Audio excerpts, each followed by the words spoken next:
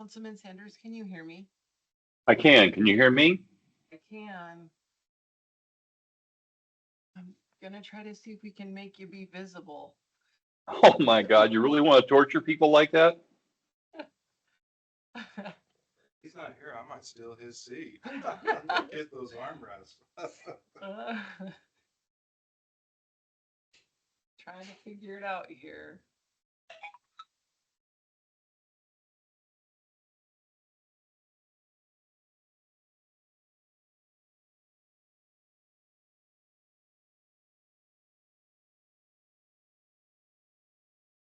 Shasta.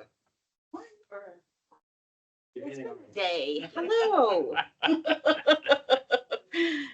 How are you, Ron? Good, thanks. I did tell, I need to call in and let you know that when there's. Here you are. Were you scheduled? Can you Yeah. see us? The last time I saw you. I can. I've got both my picture and the council chambers up in the red square, so. Send an email to Ashley. Look, we figured it out. But this group's gonna be. It's like 4 in, but we got it. Thank Okay. you. I'm gonna go make sure we're live streaming and hopefully we're all good. So Councilman, thank you, you're live. The people of the audience, we're live. Well, there goes my chance to edit up stuff.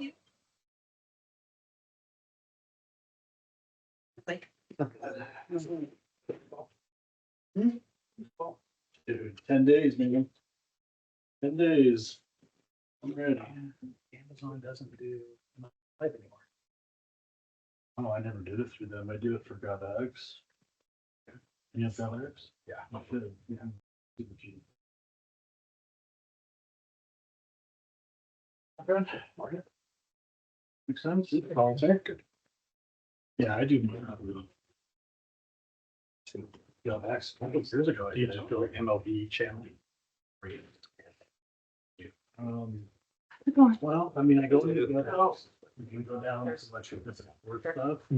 Yeah. One that's. Look on that, like, you can work on, how are you? Take the discount off.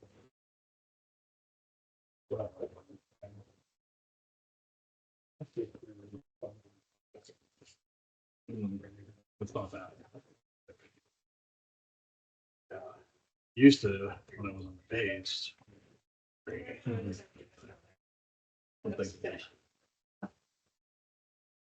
It's pretty good. Yes. Well, this could be a little different this year, though.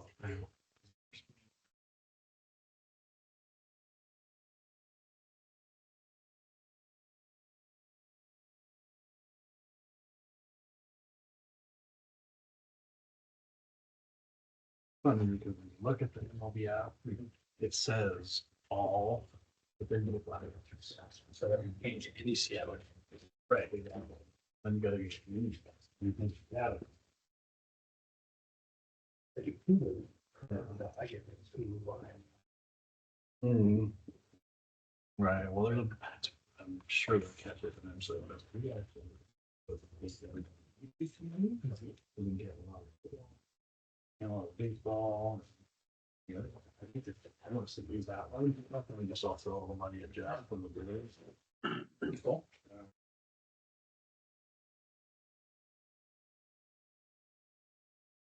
It's a game. But we're still on the grill. Pretty low key, nothing too crazy. I feel something. I don't get fans. Misters. That's the most fun ever. I don't know if it's fun. I want to really it's not something that first live, like in the same football game I've ever been to was in December. Yeah. So, it's not that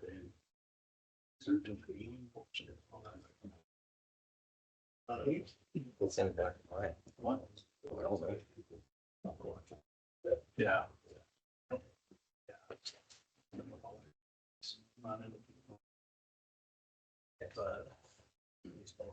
Yes. Oh, he's like, everyone not doing that. Nope. Went to the Saturday night and less than 30 seconds in. I'm bored. I'm like, this is gonna be it. do like them. You were good with those 10? They're just suggestions. I've got, on my end, I've got a couple that be kind of combination Yeah. thing, department thing. Yeah, and that's great. Yeah. Yeah, I just kind of threw them out there. Those look really good. Unless you're the guy in the hot spot having to answer. Well, I think that's part of the intent is to make them a little uncomfortable, right? So. Yeah, we'll see. Yeah, should be good. Hopefully we get some decent responses. I know when we were doing the last round, we had some really good candidates that had some really great responses, so. Get this time. Obviously, we picked the right.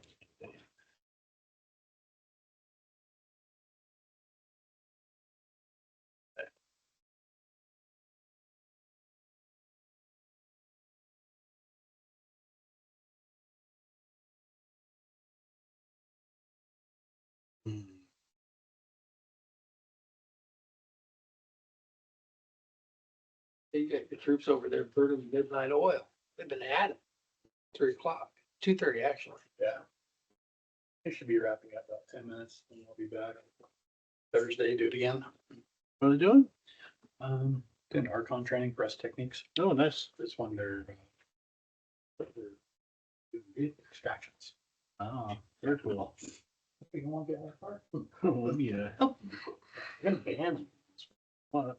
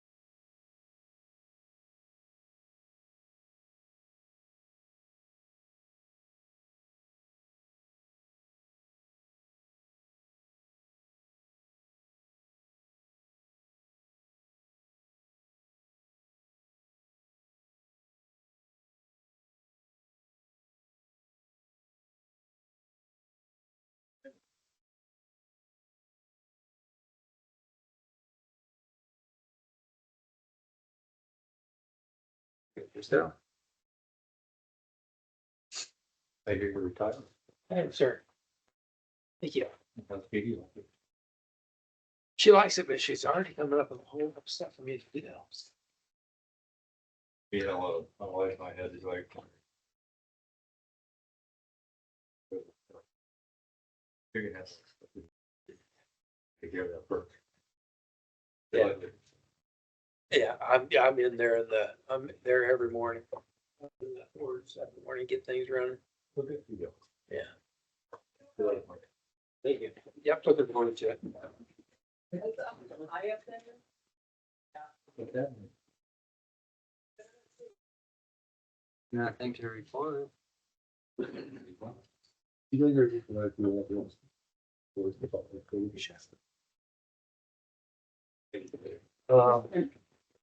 call the old geek. The old king. Is that the person you talked to about before? Yeah, he's brilliant. His name is Mel Green.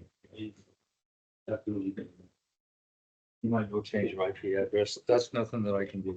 Nothing that I have chosen to get in. Oh, Jed points to say you're completely wrong. But, on my Starlink.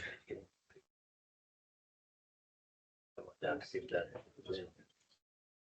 We'll see what happens tonight. Going to talk to me. The what? The paperwork that I had requested. Oh, Did you? yeah, that's the right. You want to talk to me. But before he takes it out, wasn't wanted. I'll be right back. He said it was. Sorry. Sure, sweet. Too fucked up.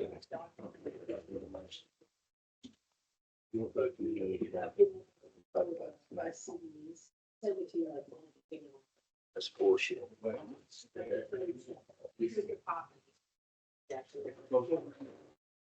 Life's a trip. Just an FYI, so much, the, couple It's going in the door. All right.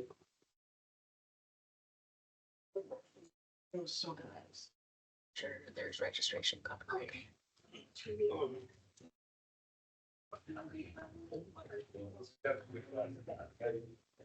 You think that's a process? Okay. I don't know if I'm gonna start something. So it's. I get it, okey-dokey, then I'll send a video. Inside the village. If.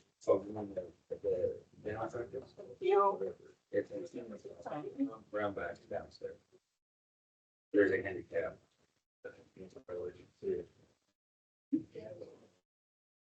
At the time.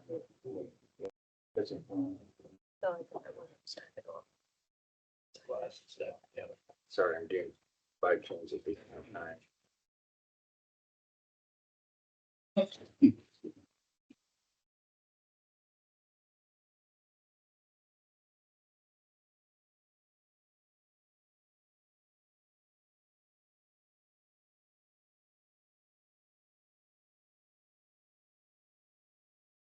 No, you're fine. Yeah.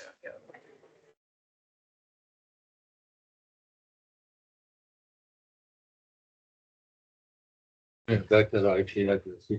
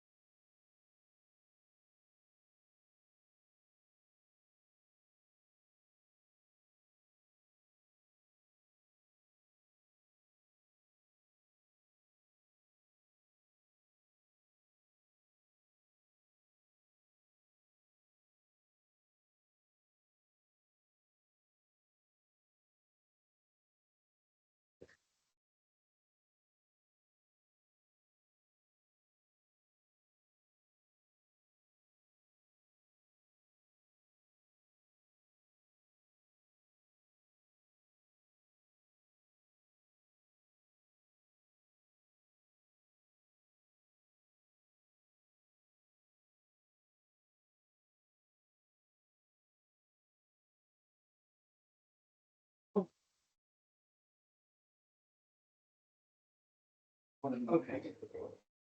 Weather jack. No, yeah, that's the part I'm pissed off about. Every time. Every story walking. I'm like, "What are you doing?" And then some- Let it do work now, right? Yeah.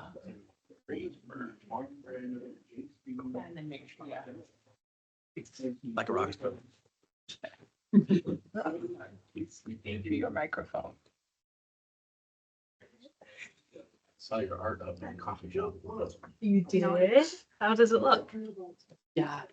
We're gonna be getting a lot of artists every couple months in there. They've done some Yeah. speaking to the audience. If you know anyone that wants art in their business, let us know. Definitely. But so after. We only got one code. Video, clip some and send it to them.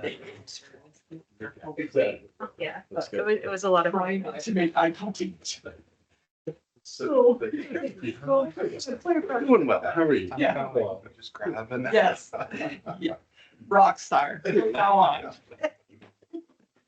When Dan and Brennan used to lean into the mic for the rec, Yeah. feel crunchy on the recording. So, Do you like that? I don't like it. I'm a Photoshopper. Yeah, you did great. Thanks. Appreciate you doing business with you.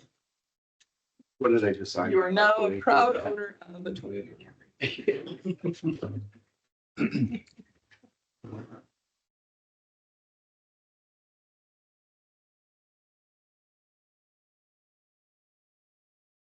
You ready? I am ready. Call the meeting to order. Tiffany, please take the roll. Councilman Harjo, Present. Councilwoman Workla, Councilman McCarthy, Present. Councilman Sanders, Present. Mayor Sykes. Present, let the record reflect that we do have a quorum for Tuesday, February 10th, 2026. We're going to run down to public hearing. Please limit comments to a maximum of 3 minutes. Public hearing to increase in non-city resident library fees. Would anybody like to get up and speak for or against?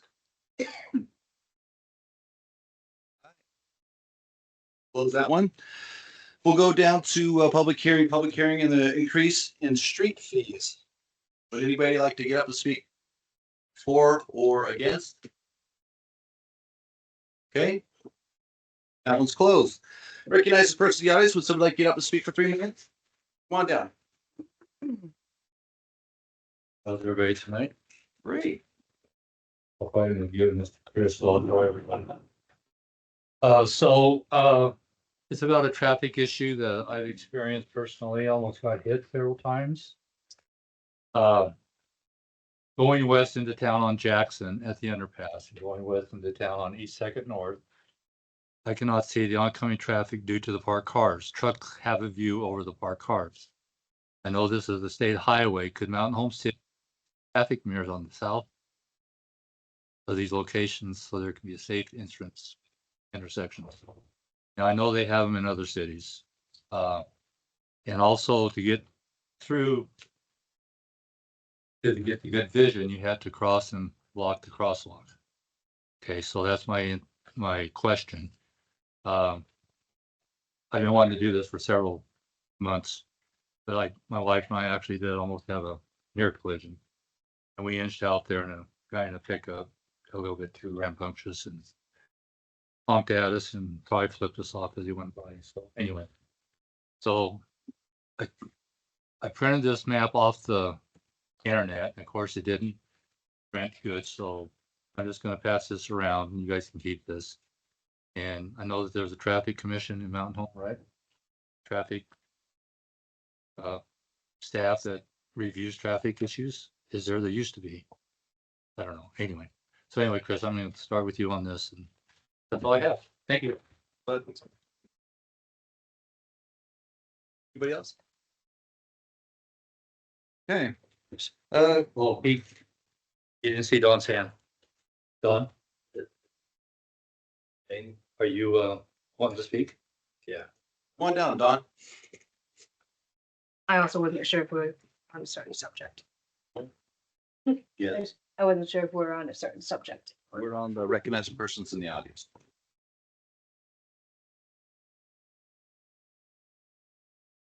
It's Don. Yes, anyway, I have a couple issues, still haven't received any papers yet for what them guys asked for and I asked for the other day. So what's going on in the park?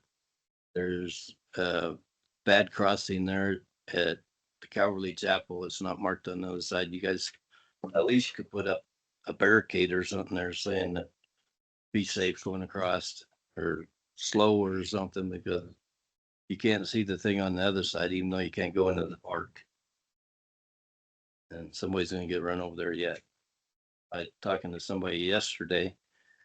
I don't remember where she said she was at. One of the lights here in town, and somebody bumped her in the butt because the lights weren't working right. And I don't know that it was one of the crosswalk lights, but the regular traffic light, something was goofy with it. He was just getting ready to go and run into it, but he didn't hurt anything. So also, like I said, I was wanting to hear something about the expenditures, what's going on in that park. I see lots of issues there, that a lot of stuff that don't quite look right. I see you dug an extra big hole there for some reason, but it's over by the tracks. So that's why I requested some of the papers I wanted to see.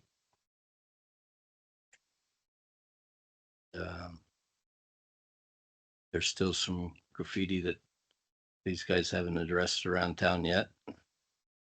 And I've seen a couple of the same ones in two different spots. So whoever it is making the rounds. And over by your, whatever you want to call it, insurance place or whatever it is, beauty parlor or whatever it is. But then there's some clear over by the dog pound, same stuff. Besides what's on the underpass, there's also some water pressure issues. This doesn't really concern me too much, but people that I know, they got some problems, and I think you guys got where was I at the other day?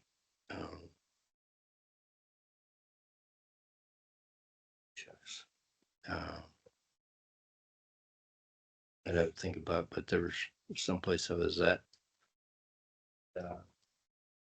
Guys got a water leak there, I think, because it's awful spot. Besides the other ones that I think when you jack the pressure up after you hooked back up over there on the Airbase Highway, it blew their lines apart. So that's all I got to say for now.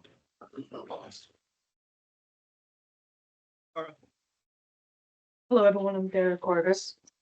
I have a little note here to say, but I love the idea of that mirror at those corners, because that is a hazardous area. So I love the mirror idea, and I feel like it's a really cheap and easy method to have more visibility. Anyways, the real reason I am here is that many residents have come to me asking if I could come speak on their behalf, mostly because they are concerned about repercussions of speaking up. I'm self-employed, I'm retired military. I'm not terribly concerned about speaking up over this. They're concerned about the impact of immigration in the workforce nearby. We have people who are. Speak to the mic. Oh, yeah, of course. Thank you. Is this better? Yes. Okay. So many residents are increasingly concerned about the impact of ICE activity in our workforce. Worried about going to their jobs, even as U.S. citizens, which has broader implications. Employers, Southwest Idaho manufacturing, dairy operations surrounding farmland, and economic stability. These concerns can also extend to housing, property values, and long-term community confidence. I want to be clear that I'm not opposed to immigration control, lawful enforcement. However, there is a growing concern that the current approach is ineffective, costly, and perceived as unnecessary and aggressive, creating fear that disrupts workplaces and families without producing clear long-term solutions. I understand that the city council and the county has some level of coordination with ICE, with the jail, and I don't see very many people who fully understand what our coordination and cooperation is. So I'm asking for an address to citizens to some degree to make sure that we are prepared. We have all of our paperwork, that people are able to prove if they're a citizen without worrying about it. So I just want to know, how can we prepare, and if there's already that impact locally. That's all I have. I really appreciate your time, and some people are afraid to stand up and say something, so I'm here standing up and saying something.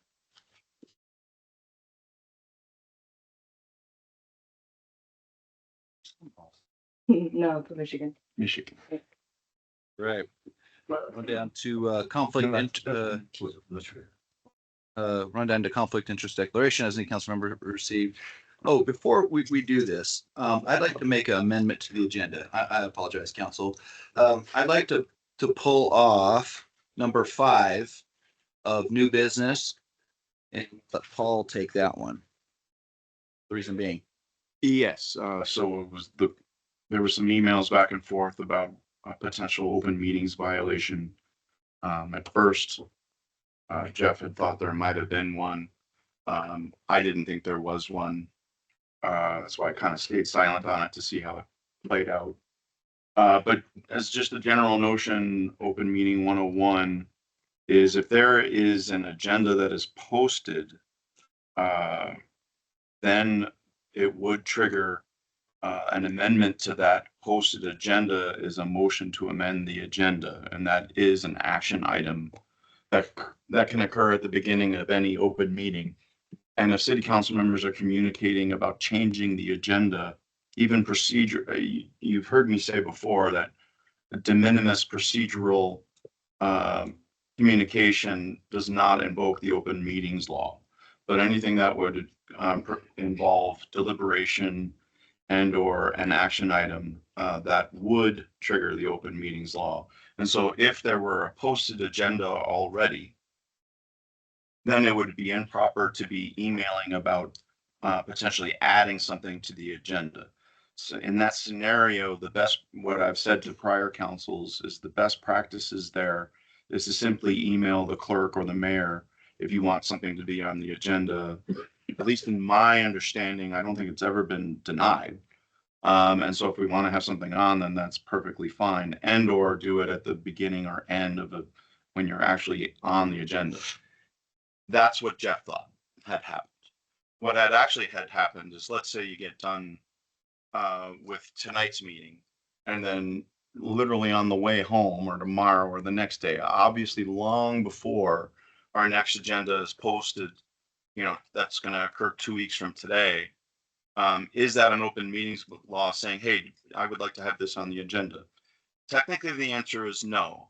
However, again, going back to best practices, which is not statutory law, is be careful when city council members, as you've heard me say many times, there's no such thing as a single city council member. There's only a body. And so when the quote body is acting outside of a open meeting, there is a presumption right out of the gate that it would be an open meetings violation. And I'm fine with that. That's the way you should probably view that. And then you can, and like, for instance, in this instance, as I started to peel those layers of lemon or onions away, I'm like, oh no, it's fine. And even if it wasn't fine, it was a de minimis procedural saying, hey, I'd like to have this on the agenda. And I really don't have a problem with that. Didn't even in this instance. But to give the proper advice, is best practices is just email the clerk. It takes the air out of the sails of anybody who's saying you're deliberating or something like that outside of a public meeting. And so that's probably best practices, even though it was 100% not a violation of the open meetings law. It wasn't, and it never was.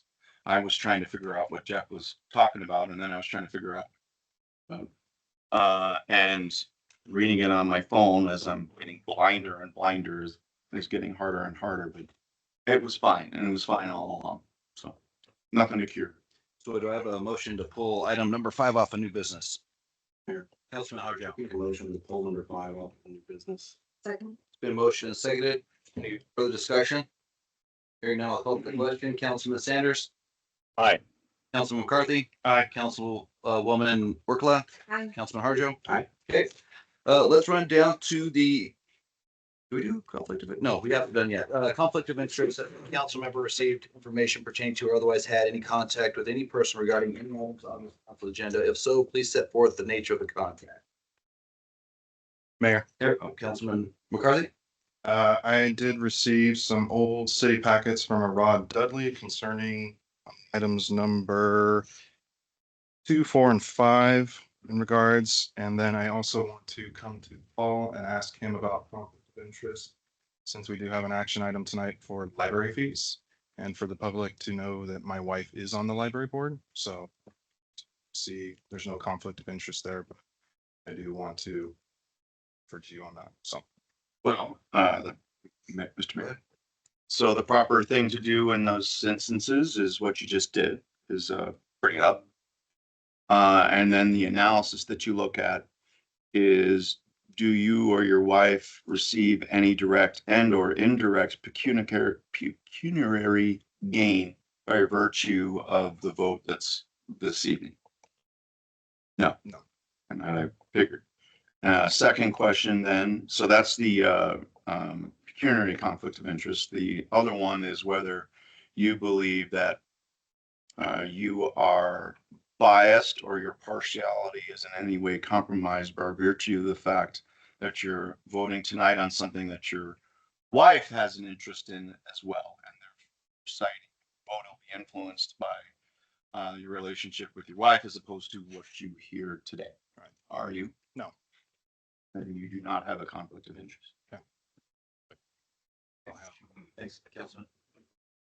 All right, we'll run down to the, all council fine. Here, I'm gonna move. Okay. We'll run down the consent agenda. Is there anything on the consent agenda you need, better clarification, any, information to, or, at the end of the day, are we good with, the consent agenda as printed? Mayor, Councilwoman Workla? full form for, please.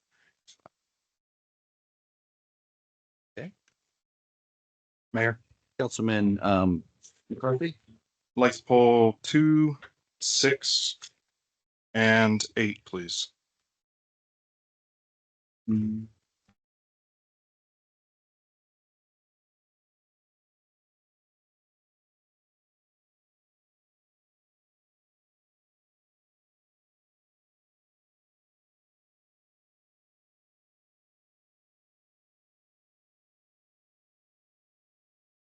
Six, eight. 6, 8.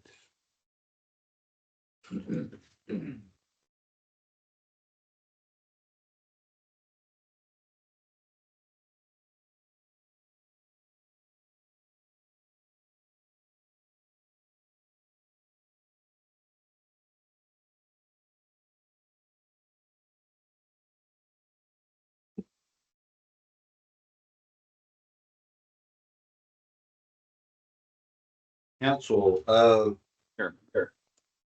Councilman Sanders, sorry. I'd let you get caught up before I jumped in there. I would like you to pull number 7, please, sir.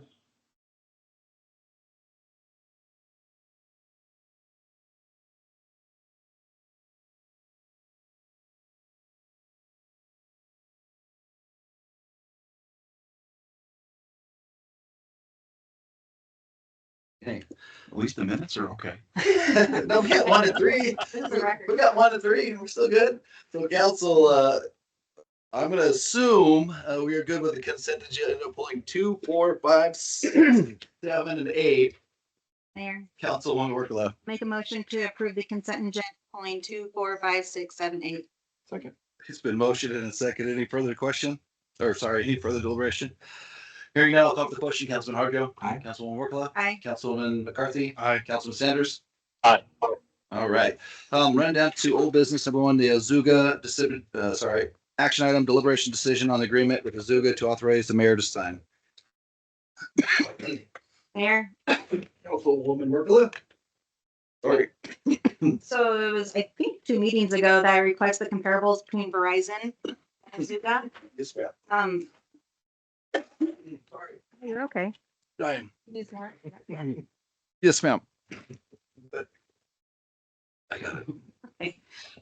Paula sent me that information this morning, and so thank you, Paula, for doing that. I read over it, and I am pleased with the information, the comparisons. So I don't have a problem with the Azuga contract.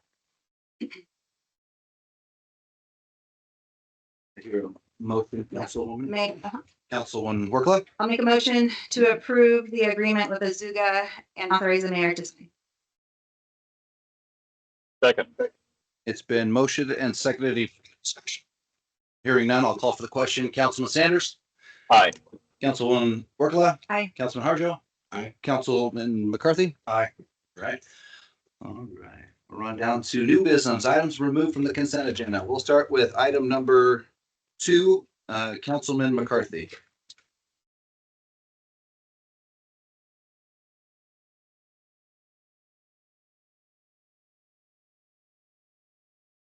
Okay. Councilman? Thank you. So I had a couple questions on the billing here. Specifically, there is an expenditure Tischler license on the, what I assume was the capital improvement plan amendment. Looks like we have out of the general fund, $3,600, and then the development fund is also $3,600 for 7,200. Since somewhat this was before my time, I guess I wanted to bring this up to understand what is going on. I know council, I believe during final comments that there was discussion of the end of February, our next city council meeting, we were having a joint session. So I wanted to ask about the amendments that we're doing on this because again, for $7,200, and going through what I had received from Brenda, I'm curious why. I have some qualms already about the CIP. I don't know if she's not here tonight, but I want to see what the actual plan is and what we're moving towards and what we're actually fixing. And based off of what was provided, sorry.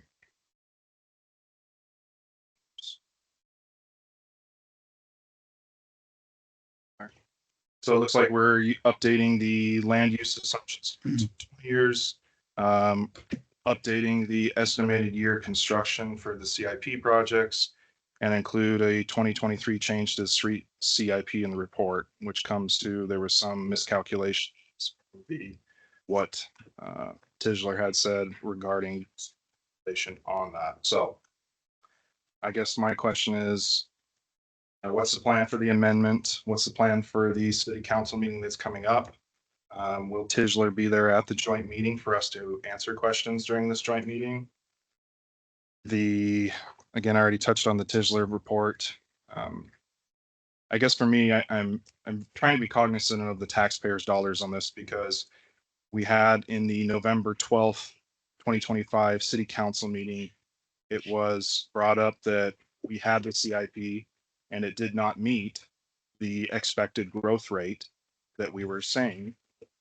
And so when I look at, we're paying $7,200 for an amendment, but we're not addressing some major concerns with the CIP, it makes me want to kind of question of what's the plan?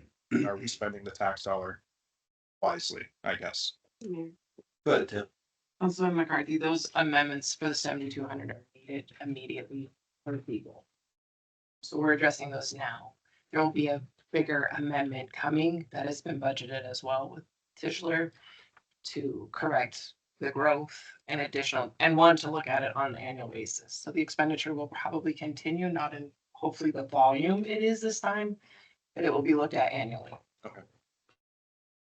That's my, so if I'm understanding this correctly, this is for the updating the projection dates, which there were some projection dates already in the CIP, but we're updating it because some of the projects did not come to fruition from what the dates were expected, is how I understand it.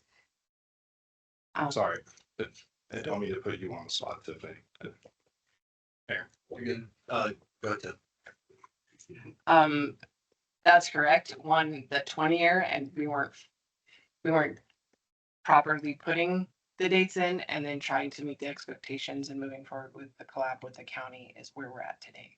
So my understanding is legal will be here in presence, probably not this one. Schroeder will be here. The Planning and Zoning Commission and Impact Fee Advisory, which is a joint committee, will be here, and probably Tim Tischler. And if you want them here, I will make sure we request them. Mayor. Councilman McCarthy? Thank you, Tiffany. That would be my request, especially since we are, professional fees, from my understanding.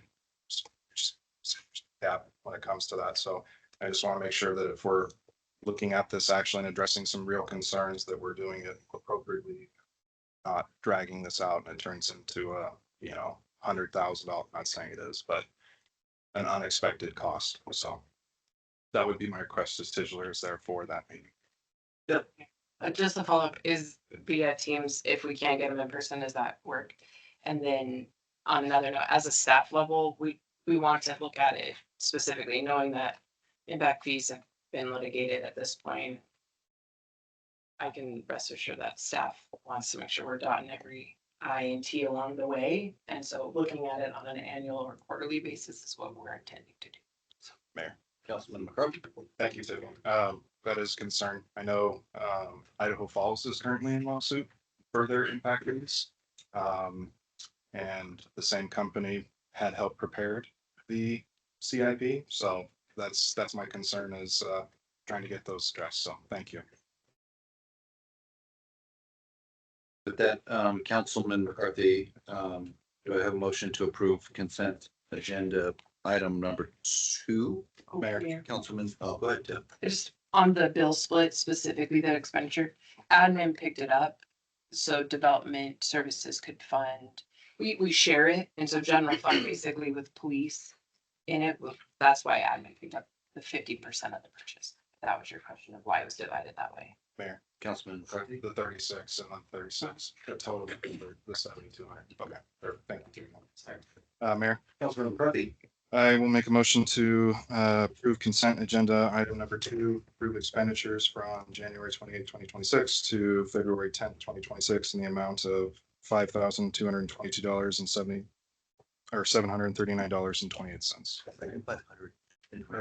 522,000. I think Yeah. that's what I said. Sorry. You said 5,000. Oh, sorry. $522,739.28. Second. It's motion and seconded. Any further discussion? Hearing none, I'll call for the question. Councilman McCarthy. Aye. Councilman Harjo. Aye. Councilwoman Workla. Aye. Councilman Sanders. All right. All right, let's run down to, item number 4, Councilwoman Workla. Thank you. You're welcome. Okay, so when I read the attachment that was provided, it looks like it's going to be an increase for water rate of about a little less than 5%, correct? So far, thank you, Chris, for getting me that information on the in-kind spreadsheet. So far, it's been documented that there's 985.5 labor hours since the project started. Using wastewater, water and street employees. Equipment costs since the beginning of the project is $30,946, plus there's fuel costs on top of that. Does the city know how many city employee labor hours will be used to finish the project? I'm gonna guesstimate, not offhand, no. Okay, so, and this is gonna be a similar conversation I'll have with number 5 as well. I can't in good faith do a water, wastewater, street fee, any type of that increase. If our in-kind work also known as pulling from the budget there, from those three departments, that amount. So I'm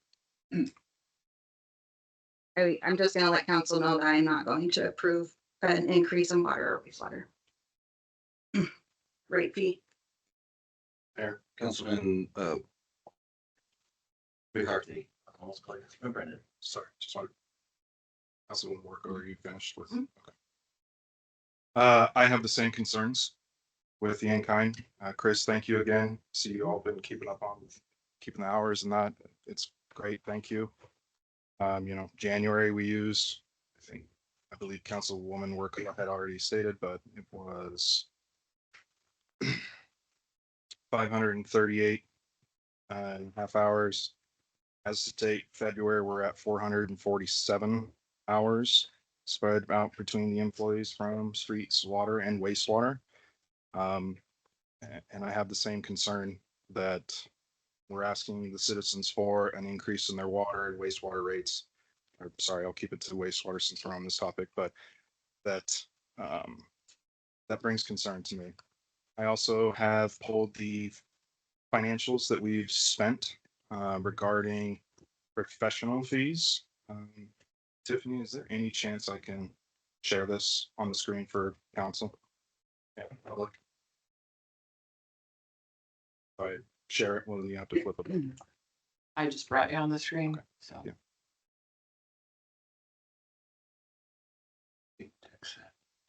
Don't jinx me, Paul. Start working for Walt Disney here soon.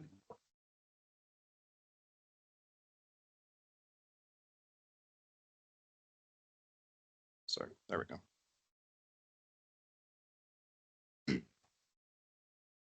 So these numbers here, I can try and make this a little bigger.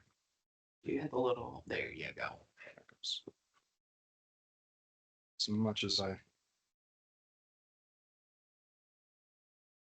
So these are from the city council packets, going back to January, or excuse me, February of 2024. And this is what we have spent with Keller Associates, professional fees on different topics from general water to the water line and roadway project, the declining balance, which I had asked about last time. Well, number 17, we're doing development reviews. I've also seen travel being out of some of these budget lines for staff. And it's concerning to me because one, I had attended about 2 weeks ago a water summit and for AIC. And I got to hear a lot of successful stories from other municipalities do their infrastructure projects for water and how much that they hit the ground running with public outreach and bringing the plan to fruition and telling what the plan is. And I'm concerned if we're not doing that, how do we justify keep raising the rates when are we going to sell Lagoon number 10, which we have spent $372,000 and 406, excuse me, $372,406.25 since February of 24. And so I know we've had 2 grants go out and they came back. We did not get those. Again, so to me, it seems that we're spending all this amount of money on professional fees, but what's the plan? And what are we communicating with the public of how we're going to address these concerns when it comes to waste? So for that, I can't in good conscience go with these increases, to be honest. So I will. Yeah, I think for me, it's one of those that I would like to see a workshop. I know that I have asked for Keller to be present so we can ask these questions. I know it's been said that it's expensive. I'm quite frustrated sometimes when I hear that because I understand trying to be mindful of tax dollar, but there's a bit of history with asking to be included on the conversations with Keller. When I was with the DIFACT, I had asked to be our DIFACT had been part of the meeting with P&Z and City Council last year, and that was denied. And to then get back of, well, it's too expensive, then I think we should have been involved with those conversations because again, that is part of the charge of the DIFACT. So if we're going to be really looking at increasing these fees, we really need to put a pause and figure out what's the plan, bring the experts in that we've been paying as of today, just for these that I know of from the last 2 years. We have spent $797,880, $797,880.91 for water and wastewater over $500,000. It's a lot of money. And I think the public should know what's going on and how we're going to be addressing these and why we have certain purchases that are coming out of water and wastewater when I believe those are enterprise funds. One of them, and this is kind of my realm that I don't understand. It seems that we had an HR program back in November of 2025 where admin had paid 50% of it, but then we split up the cost 50% to water, wastewater. I don't know what the reasoning is. That was before my time, but I don't see how an HR program can be something we should be taking out our water and wastewater. So my ask is that we get a workshop going, bring Keller in, ask them these questions that we have so the public can ask them an answer, and we can get a clear direction on what's going on. And yeah, I want to hear from the experts. Paul, I think will like this. I don't want the city paying the price of an attorney, but we only get to hear from paralegal or admin. So that's my ask. All right. Okay, so do I have a motion to deny it, to approve it? What do you guys want to do? Council, Mayor, Councilman Harjo? there are a number of concerns listed by Councilman McCarthy that come with the context of time, initiation, and involvement. Professional fees are a part of municipal expenditure when it comes to infrastructure. First and foremost, we can't lift a finger on our own system, like doing the Tandle project and the associated engineering work that was attributed to that, well 17, and all of those critical infrastructure pieces that required the use of our contracted city engineer. The statements of these are concerning. I value those for what it is. The experience comes from understanding what those projects were, what the entailed aspects of engineering professionals that we do not have in-house, nor should we have in-house, because we couldn't afford them if we were paying not just a city engineer, but planners and drafters and program managers and scopers. We would be standing up an entire division that would be probably the highest paid people in these offices. The cost of goods and services go up every year, and this is a kind of increase that is intended to keep up with the maintenance and operation of the systems, both on the water and the wastewater side. I hear your concerns. I just feel like it's quite a lot of not a lot of exposure to the process and to the purpose behind those things, and then kind of crumb trailing to get to the point of 4.9% is not a valid number. And frankly, I do think that comes with time, and it has been understood that Keller is coming within the next few meetings here. It's not as if that in and of itself is being kicked down the road. They have time and process in order to build the tool. We've contracted with them for a task order to build that tool, and that is coming. It's been said multiple times while we've been a council. It's been said multiple times going back, a year and a half, in the previous council. So I think a lot of the concern here is valid in the individual context of each concern. Your experience at the AIC Water Summit was your first. I've been to all three that I've been able to go to as a councilman. And I do wish that you'd been able to be at last year's for Star, the city of Star, and Star Sewer and Water District's experience in building a wastewater treatment plant and what they went through in the scoping of that project. And no different than here, not only is the declining balance tool a thing we've contracted Keller to do under a task order, but we've also contracted Keller to give us the alternatives of City of Mountain Home based on your configuration, your projected growth, the things you wish to accomplish in commerce and industry. Those are all factored into what end product that could be, whether that's cell 10 in a lagoon system, whether that's a small form factor treatment plant, whether that's a full-fledged mechanical treatment plant, and the associated costs with those things, because the cost does change based on locale and permitting and all those factors. So I appreciate the context of the concerns. I do think some of that comes from just experience and time here. And I don't want to hold that against yourself or Councilman Sanders.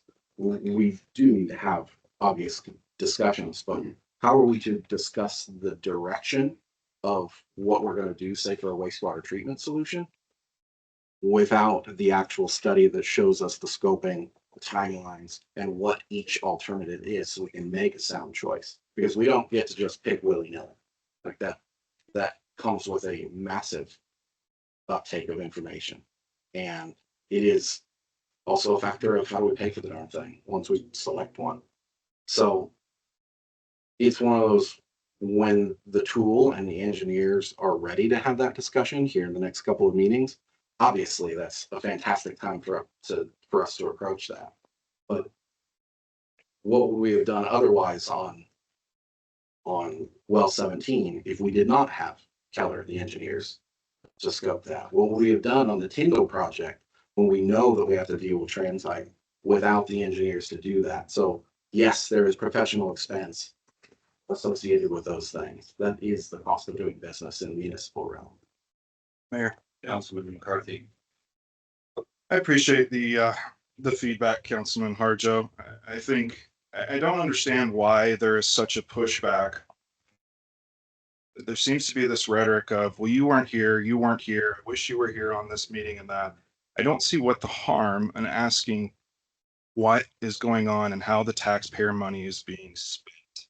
Again, when it comes to professional fees, our policy, and Tiffany, correct me if I'm wrong, there is no cap when it comes to it. So where is the checks and balances when it comes to how we're spending this money? And we're constant for professional, for task order. I mean, the task order for the Cell Lagoon number 10, I saw it had a max of $385,000 on it. So again, we keep coming back to, well, we'll have a meeting with them. We'll have a meeting. Well, I've heard this. I've heard this when I sat out there, and that's seats still here. So it frustrates me, the fact of, well, this is part of the cost and you guys weren't here. This is all here. Well, let's start bringing in the experts so the public can understand what's going, so they know what's being spent with their tax dollars. It seems to me that that's a pretty self-evident conclusion and why we can't do that, but. So, Sorry. No, go ahead. okay, so council, what do you guys want to do? You want to approve it or you don't want to approve the number 4? A motion, either way. Yeah. Councilman Harjo. Shot in the dark and make a motion to pass resolution 06/2026R establishing water rate to be effective March 1st, 2026, authorizing the mayor and city clerk to sign. We've got a motion and a second, or I don't have a second. Do I have a second? It dies for lack of second. Mayor, Councilman McCarthy. I'll make a motion to deny resolution 6/2026R, establish water 6 and authorize the mayor and city clerk. And motion and second. Any further discussion? Mayor, Councilman Harjo. two concerns with the outcome of the motion. First, these are projected increases that are budgeted in a budget cycle from 2025 to 26. So accounting properly for that, if this does not proceed, becomes another factor. Secondly, I think the question is, what is, again, the goal of taking these factors and molding them into something that fits what seems like is based strictly on a lack of understanding. Again, the uptake of information is a big one, and I don't want to discredit that at all. But if you think a 4.9% increase is rough, you should go research what Star Sewer and Water had to do over the 3 years that they did the build up once they got past the engineering and realized what alternative that they were going to choose, and then the rate increase over 3 years to achieve nearly 150% increase on their wastewater. So it comes with exposure. If the intent is exploratory, so be it. One last question for Tiff and Chris from the perspective of, we've noticed for these resolutions, what hurdles do we face in posting and reposting? Do we have a different limit in which we need to abide by? Mayor, Too. these are done by resolution, and because they're under the 5%, they don't require a public hearing. Understood. However, it does impact the budget, and I would like to clarify that some of the purchases are shared purchases, Councilman McCarthy, because they aren't all absorbed by the administrative budget. So every department pays their share of allocation specifically out of payroll and our human resource department. And like you brought up in the expenditure of the impact fees, is when budget is set, those expenses are then shared amongst and divided. So like the human resource software you referenced, that was shared with police because we employ police, we employ water and wastewater employees. So it just doesn't become a burden of one budget because then it's not budgeted properly in another sense. So, yeah. Makes sense. Mayor. Councilwoman. I'll just keep it simple. I would have approved this like I did the last 2 years because I believe in what Councilman Harjo said, that we have to have an increase for our infrastructure. Mhm. However, we all know why I'm not approving it. I know. Right, because I stood firm on it with the old council and the current council that no in-kind work, there's no such thing as in-kind work by anyone. It's costing hundreds of thousands of dollars. Coming from those departments, water, wastewater, and streets should be going toward the park when the park was fully funded by the URA if it was phased out. Copy that. Councilman McCartney. I don't think it's necessarily an issue of increasing the wastewater to me. Or, yeah, it was. It's an issue of let's get the information and understand what the direction is. Again, I don't understand why the hesitation to have a workshop to open the public and to bring the experts in to get it straight from the source to understand where we're going is such a hardship, I guess, especially to the public. So, I could be in favor of increasing the fees, but we've spent millions with Keller for the last 5-10 years. And to me, it's where's the accountability and how we're spending, and making sure that where is the check of who's watching out for sorry, Tiffany, I don't mean to. I tend to get the eyes often, so we just put it at this point. I'll try to divert down, but where is the understanding and the checks of how we're spending the taxpayer money and who's looking after the purse? I know it was brought candidly up in our last meeting, well, 2 meetings ago, that the mayor's role is, chief officer and seeing day-to-day operations. But I've got to say, under the same Title 50, this council is very much in charge of the purse and also policy. So that putting a accountability of how this money is being spent, experts who aren't paying, is well within this body's right. So again, I can be for the increase if we get the information, we're open to the public and know what's going on. So what I'm hearing, council, is we got a motion and a second. And I'm just gonna add my 2 cents into this is, so obviously it's not gonna be passing. Well, it might, I don't know. Let's say it doesn't pass tonight. After we have the meeting, can I bring it back? Are you guys apropos to me not bringing it back for increase if that's what Keller recommends? Mr. Mayor, So, Councilman Sanders? technical question. This being a resolution, is approval or denial the only options at this point? Is it possible to table while we get the information? Sure. Yes. Yes, sir. Thank you. Okay, so with that, I do have a motion and I have a second. I'm gonna call for the question. Councilman McCarthy, I try to call you Councilman Brandon, sorry, Councilman McCarthy.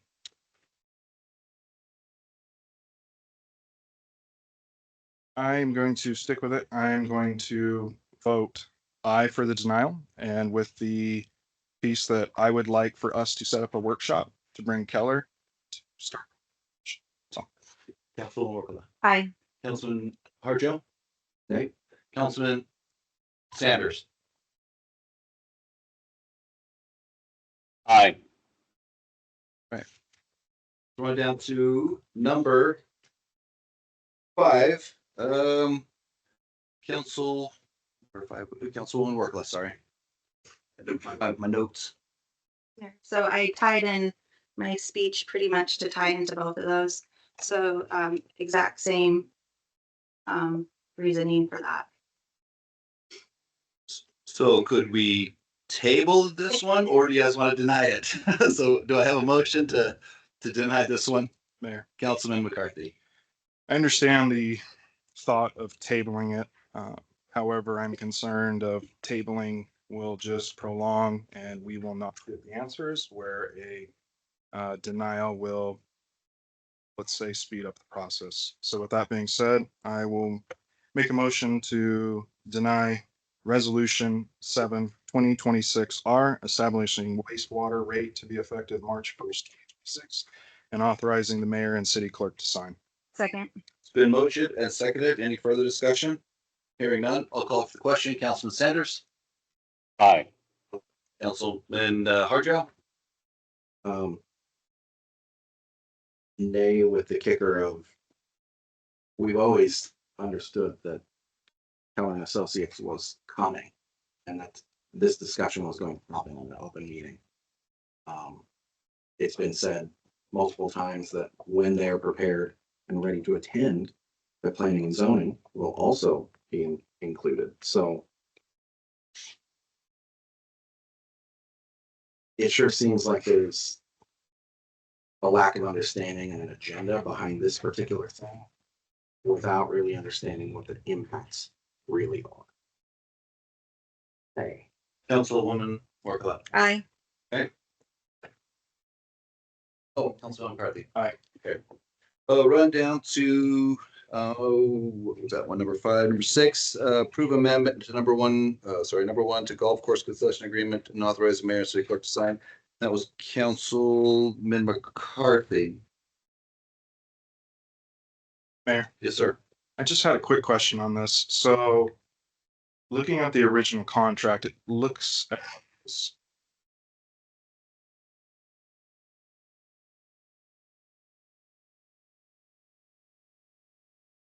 as there was only an option for a 1-year extension under the original contract. But it seems that the agreement that we're looking to tonight is extending it for 2 years. So I just wanted to get clarification of what the reason behind that was for.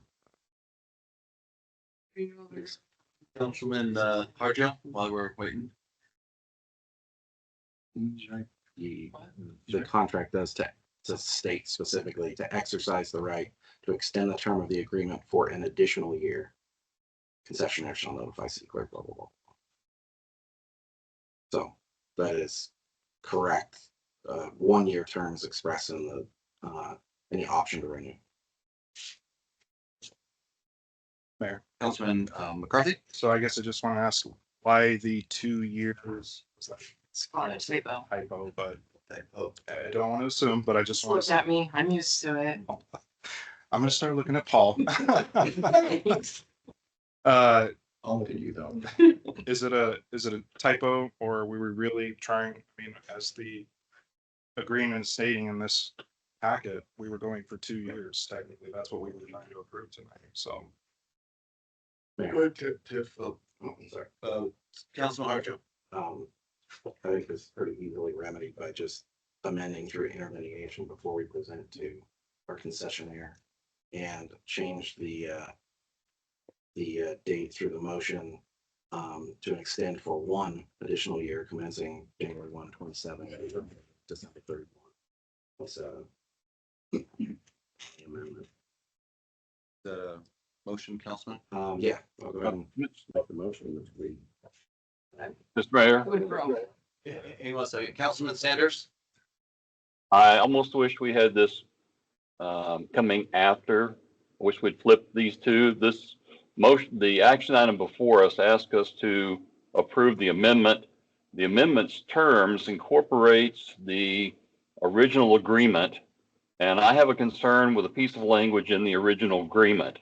That kind of puts the cart before the horse.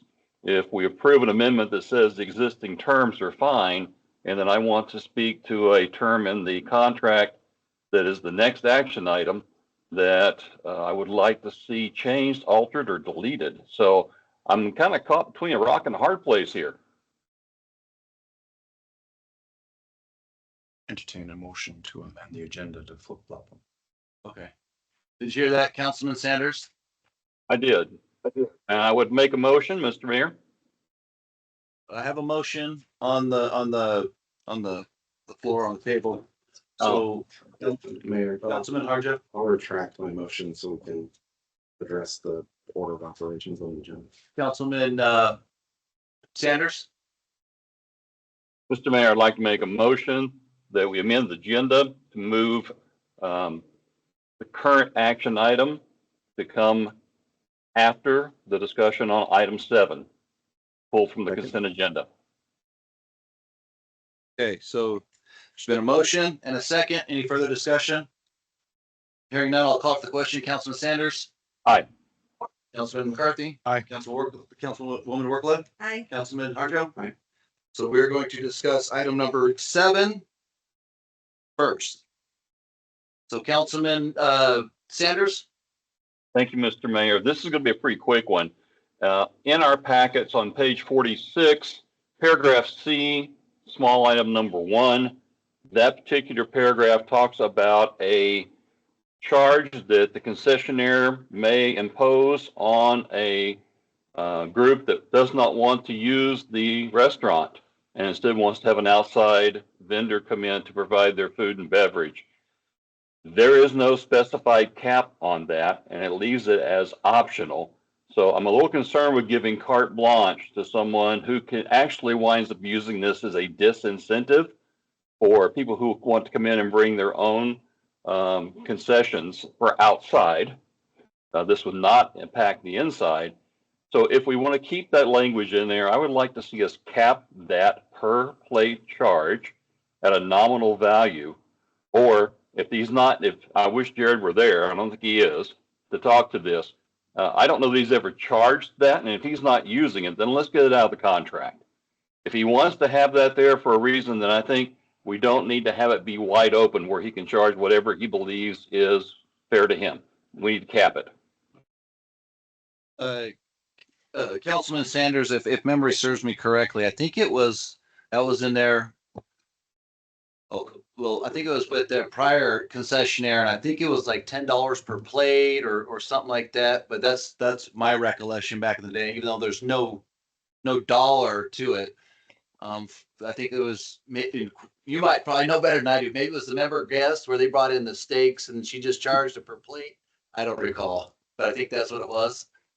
Well, Mr. Mayor, in that case, it was a collaborative effort between, the way I'm reading the contract language here, it's more exclusive. Either they're using the services of Birdies or they're not. And very next line there talks about how Birdies would not be supplying any support to someone who brought in their own. And then on top of that, allows an open-ended per plate charge for non-use. And I guess that's where it kind of catches me the wrong way at that point. I don't want that to be carte blanche. It is definitely a disincentive for organizers if they're looking to bring in their own people. Copy that.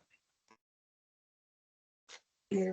Councilman Harjo? I'm trying to remember. I think we inserted that during the restructuring of. I think we inserted this language that was not in the Curly's contract from previous concessionaire. I think we did discuss putting a cap on that. Part of it, the concern at the time was whatever potential concessionaire were to come forward and want to do business with the city, that if they were making a competing menu items and a tournament wanted to bring their own competing food in, that there was either the ability to have a plating charge or like the use of the facilities charge that the contracted concessionaire could put out there, that because of the use of the space that they rent and that kind of thing, that they had an opportunity and some mechanism. I'm definitely not opposed to putting a per plate cap on that. But I'm fairly certain we addressed that with the specific intention of protecting the concessionaire in the instance that a tournament or an organizer came in and wanted to just override what concession contract we have. So Paul, if Councilman Sanders, really quick before what kind of dollar amount are you thinking? Well, And then also, do we need to do a public per plate charge? No, okay. Go ahead, Councilman. Sorry. That's all right, Mr. Mayor. What I'm taking into consideration here is that there's a high probability, even if the organizer of a tournament wants to go with an outside food source, the beverages are likely to still be purchased from Birdies. And if not, there's usually a lot of collateral purchasing that goes on at a lot of the tournaments we've been to. So I would like to see that per plate charge. I don't even know if he's using it or ever had to use it. But I'm thinking for the size of tournaments we normally see, where you're running between 50 to 104 players, and you're looking at a per plate charge to compensate the loss of a potential event for the tournament. I would see a plate charge. I would like to see it somewhere probably in the neighborhood of $5 to $7.50. That just to be the balance between the two. And I would like to keep it in there if we can cap it, because I do recognize that even though we have tournaments that may want to bring in their own food vendor, they're still using the patio, and the patio is part of the grounds we have put in the contract for birdies to use. So I think compensation, the ability for birdies to ask for some type of per plate charge, provides a mechanism for compensation for the loss of that business area to use when the other vendors are sitting there at the patio table and having their dinner. So if he's not using it, he doesn't see he wants to use it, I would get it out of the contract. But if it's going to stay in there, then I would like to see it capped probably not higher than $7.50 a plate. Copy that. Mayor, Council Orkla.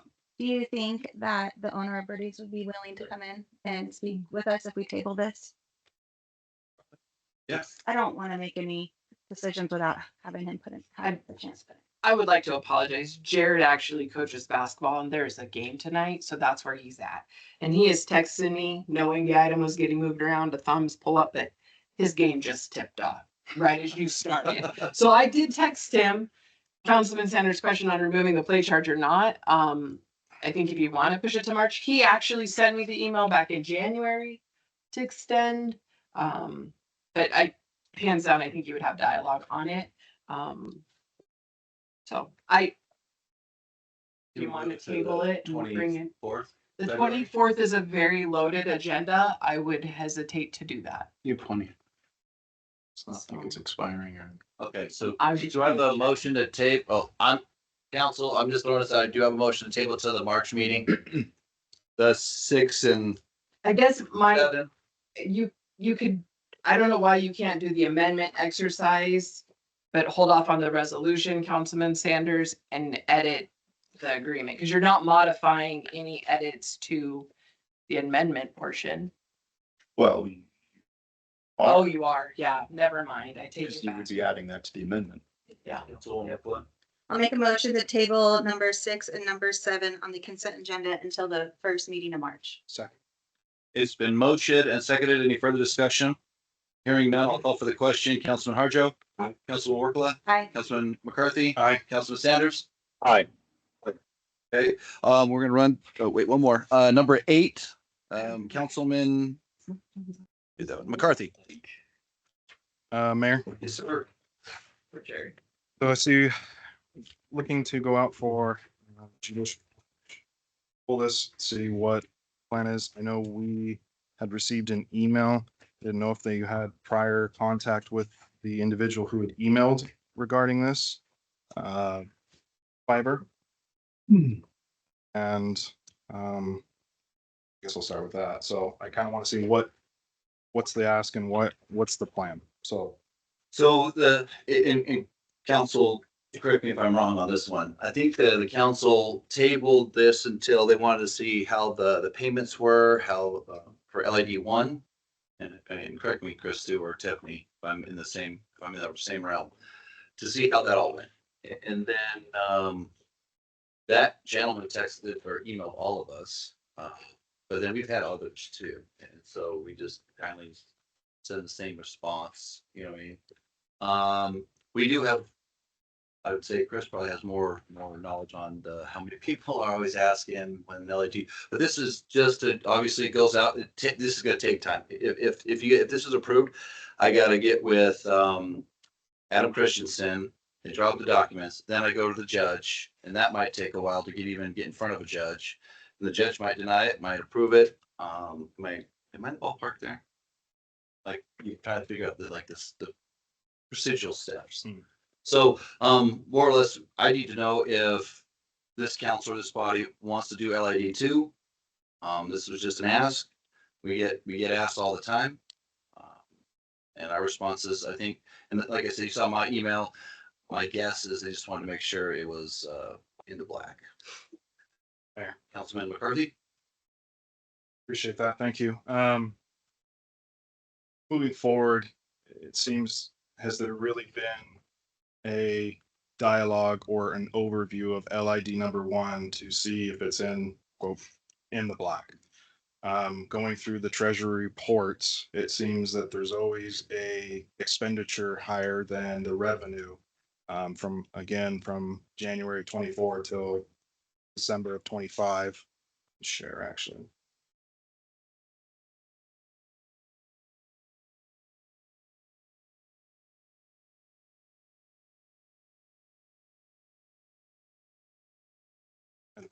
I'm sharing it. I don't know if it's. Did you hit your little toggle in the corner?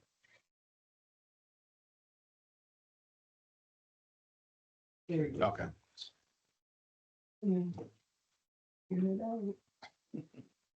They actually hate Microsoft Teams, believe it or not, everybody. You're killing it. Look at you. So going through the treasury report, I guess my question is, at least from my perspective, have we really truly had a review of LID number one to see? Guess really my word of the night is going to be workshop, coming out and seeing what are we paying for, because again, I'm going off of limited information right now, but it is a treasury report that we get monthly. And again, a lot of the time I'm seeing expenditures I have a lot of questions and the math isn't adding up to me. And so I think for me, before we even entertain an LID number two, I would like us to dive into LID number one, an actual after the fact report for the public. So that's my ask. Mayor, Councilman Harjo? McCarthy, I got here black. So can you zoom in on that a little bit?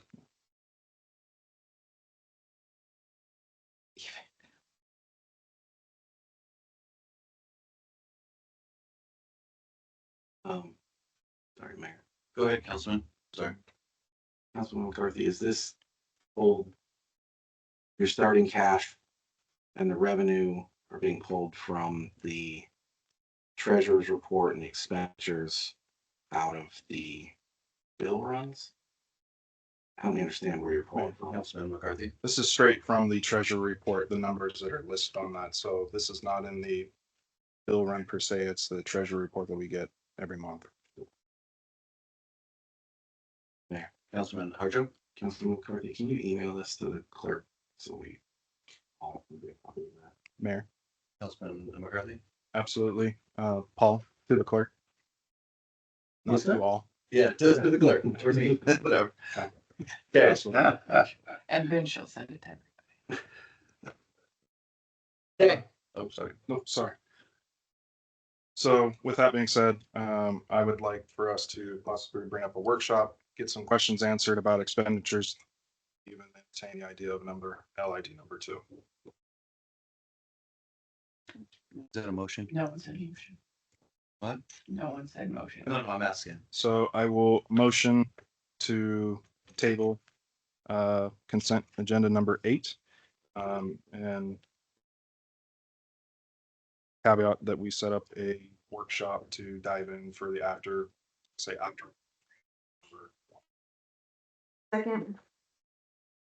Go ahead, Tiff. I'm throwing this out here. Can you provide further what is in the after report wants? And it doesn't have to be tonight. You can send them via email and we'll work on those and get it going. I think finances, hours, just now, but I can. Yeah, shoot me what you want. We can start getting it together. Been motioned and seconded. Any further discussion? Hearing none, I'll call for the question. Councilwoman Workla? Aye. Councilman Sanders? Aye. Councilman Harjo? Aye. Councilman McCarthy? Aye. Okay, let's run down to, oh, no, we're not. No, sorry. We're gonna go down to new business, action item deliberation decision regarding resolution. Yep, sorry. 04-2026R, establishing non-residential library card costs and authorizing the mayor and city clerk to sign. Council, what do you want to do? Mayor? Councilman Harjo? This is obviously has been noticed, through actions of the library board and then through a bunch of historics, Shasta. Councilman Sanders, did you receive the email with, from our library director with the digital versions of these? I have not Councilman seen it yet, no. Would you mind double checking? We're trying to get those sent around just minutes before the meeting started here. Mr. Mayor, Councilman Sanders? Councilman Harjo, I see it where it was sent right at 5. I'm looking at it right now. Okay. So with that, council, I'm gonna give Councilman Sanders about 5 good minutes really quick. Is that cool? Probably just need 2. 2. Okay, I'm gonna grab some water. Okay.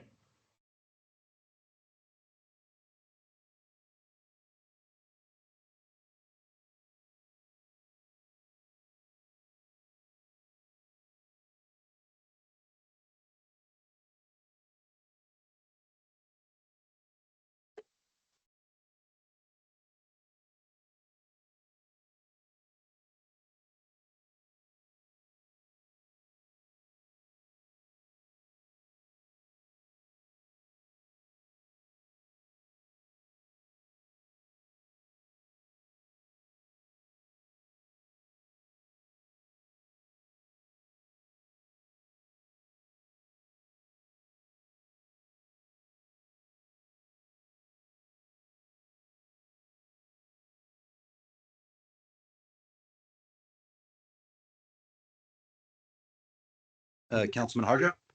While the council is eyeballing through some of the documentation provided here, just to give some context, the 2025 non-resident rate being $40 for the year, $20 at 6 months.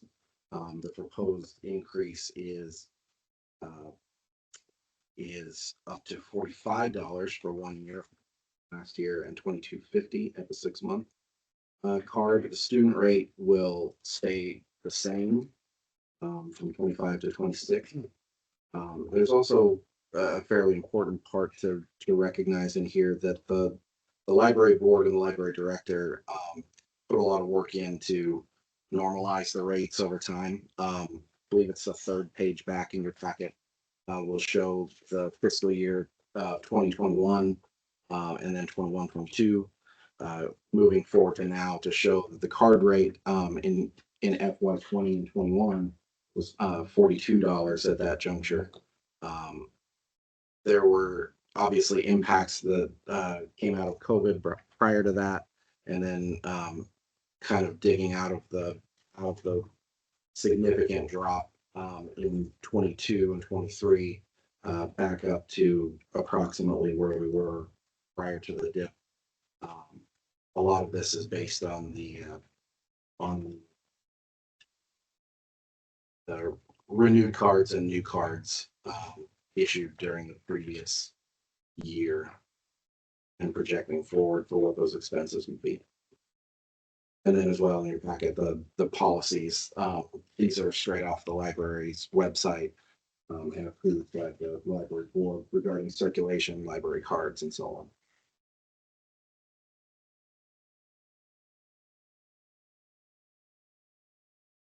Mr. Mayor, Councilman Sanders?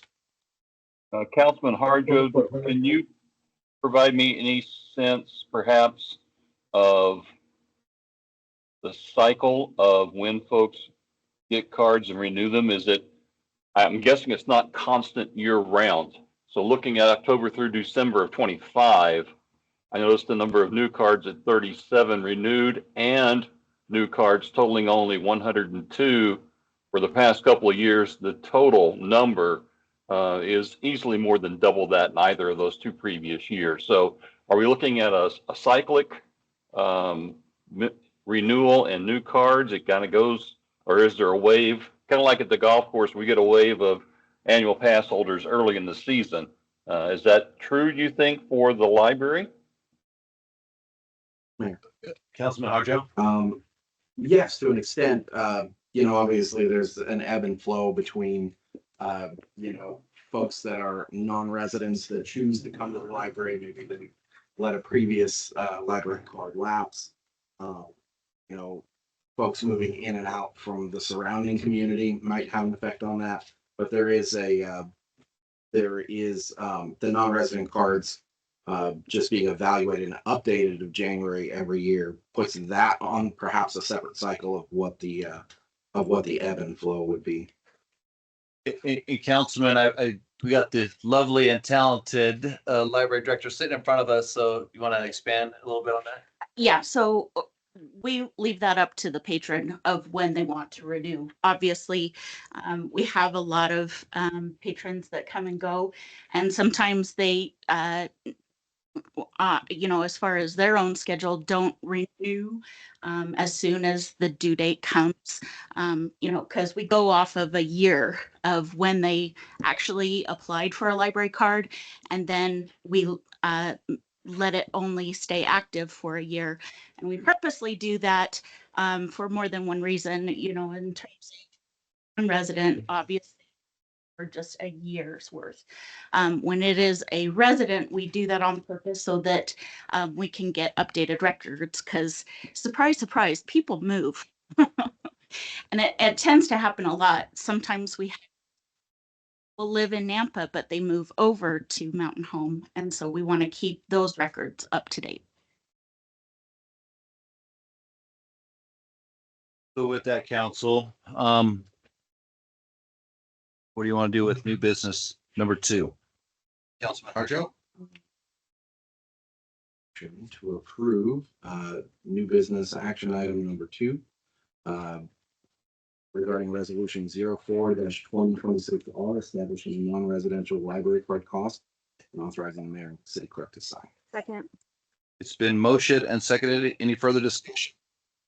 Hearing none, I'll call for the question. Councilman Harjo? Aye. Councilwoman Workla? Aye. Councilman McCarthy? Aye. Councilman Sanders? Aye. Run down to action item number 3, deliberations regarding, thanks, Shasta. Regarding resolution 05-2026R establishing street fees and authorize the mayor and city clerk to sign. Council? Mayor. Councilman Harjo? We had some explanation from Chris Curtis a couple of meetings back, if I recall, regarding the reasoning behind establishing the new street fees and just coming up to modern benchmark. Some of these fees have not been addressed in nearly 20 years. And we're experiencing some issues with the cost of, again, goods and services. We're not keeping up with our fee set by resolution. With that, I'll make a motion to approve resolution 05-2026R establishing street fees and authorizing the mayor and city clerk to sign. Do I have a second? Councilman McCarthy? Just trying to pull up.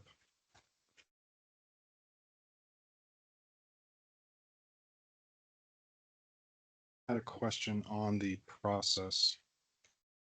I know I had emailed about this last city council meeting about the reason for listing it as a resolution rather than the ordinance, but listing the actual fees in the ordinance as instead of just as a set by resolution. And I just wanted to bring that up so we can get that on the record of the reasoning of why on that. You want me to do it or you're doing it? I'm just. No, please, if you, I was trying to look for the email. Legal, yeah. I guess layman's terms. We try to get all of the fees.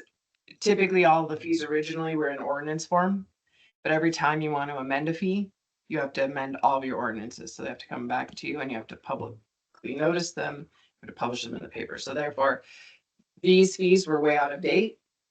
And so then when we noticed that they were in ordinance form, our suggestion was to bring them into resolution. That way we don't have to amend the code every time there's a want to change these fees. And these fees go back to the contractor at the time of they pull their permits. So these are absorbed by the person requesting them. That makes sense.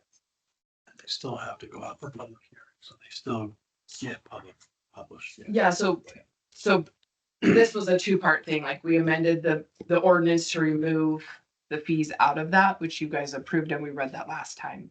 That has since went to the paper to be publicly noticed in the paper of the change. And then these went to public notice because now they're being set by resolution, not in your ordinance form. So that's why you had the public hearing this evening. They were publicly noticed, and then you'll pass this, which is a fun fact. Schroeder actually wrote Idaho code, which doesn't allow you to put fee, like when you bring a new fee in by resolution, you have to do it in new business every time. You can't just put it as a consent item, which was a fun fact. I didn't know that he's the one who pushed that bill through when he was in the state council. There you go. Fun fact. So, If that answered your question. The fact that he went to work at all. Yeah. So, does that answer your question and explain it to everybody? Yes, Tiffany, thank you. I understand the fees. I'm not against the fees. Resolutions and that, I believe the terminology was streamlining, in the email. So I am a little iffy on streamlining fees, I would say necessarily. So, but Good, Tiff. Mayor, sorry.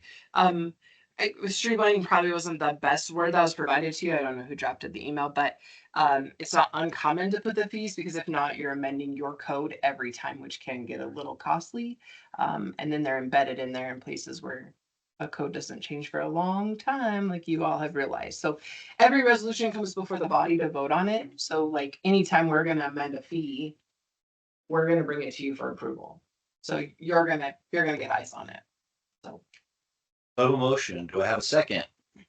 Second. Councilwoman. Okay, thanks. Councilman, go ahead. Clarification. Yes, ma'am. Tiffany. Mhm. So just say that again. So these fees, you say would go to the contractor pay them. And then, okay, so it's not a burden onto the taxpayer. Yeah, Okay. Councilwoman Workwood, that's correct. Like if I'm a contractor and I'm gonna like the street cut fee, Uh-huh. they have to go and pull an application within our building department to cut within our roadway. Okay. And so they're gonna have to pay that fee to proceed forward in Okay. the application. Okay, it's been motion and seconded. Any further discussion? Hearing none, I'll call for the question. Councilman McCarthy. Aye. Councilman Sanders. Aye. Councilman Harjo. Councilwoman Workload. Aye. Alrighty. Action item, deliberation decision regarding availability, availability fees associated with conditional use permit located at 1410 American Boulevard and a potential appeal process by applicant Matt and Julie Buckley. Matt and Julie, come on down.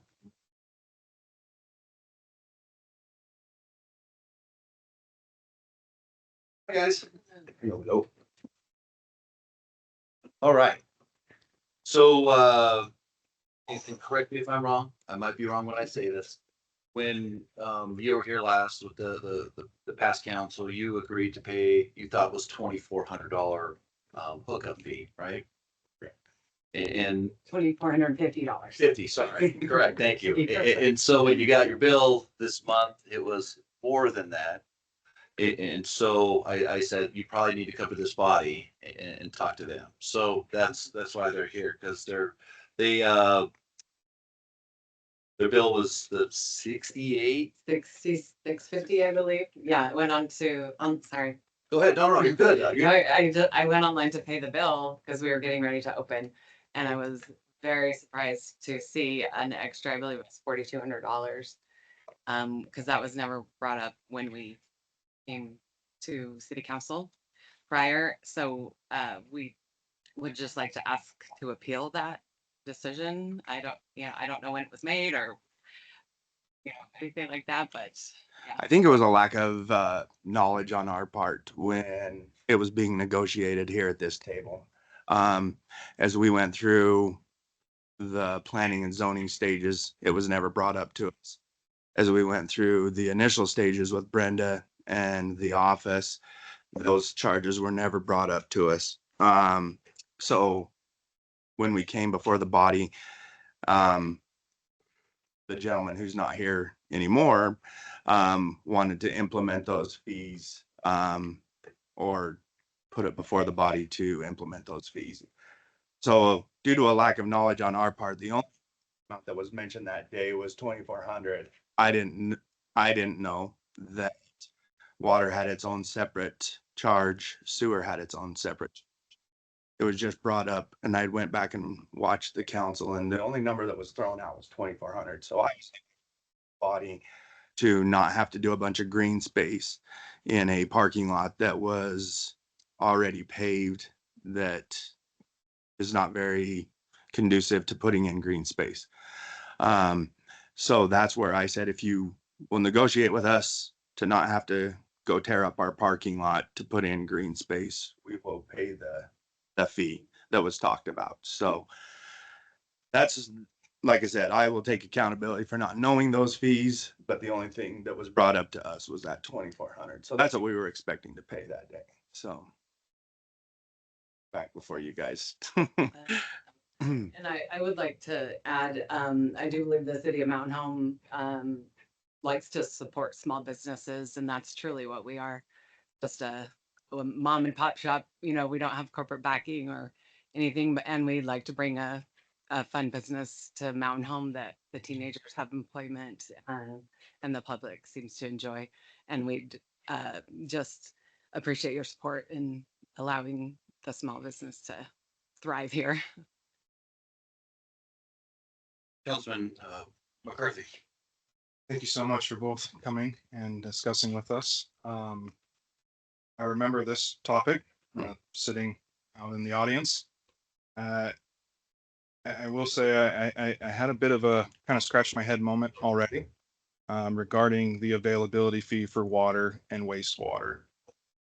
If I may, Chris, can I ask, are we installing, or is a new, actually it says, an additional water line or sewer line going into the building? Here, go ahead. No. Thank you. With that being said, and knowing that, I don't know why being charged the additional availability and hookup fee. Especially since we're not adding a new line and for water and wastewater. I will say that needs to be addressed. And the fact of that, I do not want to see small businesses being charged unduly fees. And because we are supportive, else, I'm sorry, speaking for myself, I am supportive of small businesses. So I am concerned about that. I'm glad you all had brought this up, because I do think that is something that needs to be corrected, especially since there is no new water line or additional water line or wastewater. You had brought up the landscaping. I know that's not part of this necessarily, this for action items, so Mayor asked for a little leniency on that. I don't understand how we could negotiate that when it's, to my knowledge, we don't have anything. So, and I would figure that we would want to be good collaborators with you, especially since that corner is potentially what we're looking at for a hawk system. And there's going to be questions of right of way and utilities and everything of that nature. So I will say that I am very much in favor of refunding those, or I guess I'll ask Paul, would it be a refund or cancellation of the water and the base? They have Yeah. Okay. I said, hold off, get it in front of you guys. I'd be very much in favor of canceling that out. So, Mayor, Councilman Harjo. A couple of notes to build off of that. So, there were a lot of factors at play that night. We had some discussion of like the actual agenda item being the conditional use permit for the drive-through. When in the course of that conversation, it was realized that our ordinance 7-1A -7 for water service availability fee, and 7-2B-11, the wastewater service availability fee. There's some specific language in here. The owner of any property connecting to the city's water system for the first time or changing the use of the property, which results in an increase in the equivalent dwelling unit. And that was the operative factor of that. Councilman Brennan's point that night is this was a real estate and like desk type business location previously. It is now changed to a food/beverage establishment. Those are calculated differently. It is also the change of use. And he was going off of the land use chart and referencing that ordinance in making that. One important thing to remember about the actual motion that was made that night was the original motion died due to lack of second. The motion that passed had expressly stated water service availability fee. Now, we've had some conversation, I know staff has had conversation with legal about what the interpretation and the insinuation of that was, but in the actual verbiage of the motion, it references water service availability fee, and that is the $2,450 fee. Whereas the fee within 7-2B-11 for the wastewater, that's the $4,200 line item that the Buckleys are experiencing here. So we did have a conversation that night about the 2,450 and that potential willingness to go forward with that. Accepting the $2,450 water service availability fee based on beautification and those factors that we had discussed about the property there. The code is clear about its intended application and the change of use, but the motion itself did not reflect both water and wastewater. So for some edification amongst Mayor, Councilwoman McCullough. thank you for that clarification. Yeah, because in here in the finding of the facts, it has both the water and the wastewater. So during the meeting, if the motion only stated water availability fee that was and not wastewater availability fee, that wasn't in the motion. Correct. I gave the legal interpretation of that you can't have one without the other. Okay. That is why the findings. So and herein lies the issue with that. They are charged the EDU, the proper EDUs, since that building, it's still a office building. But essentially, right? You still do all your office work out there, and it made a window drive-up soda shop. So they're being charged the right EDUs for the building. They're being charged the right EDUs for the soda shop. Right, Tiff? And that's what we came. Yeah. They didn't tap in and make it bigger. They didn't do anything different.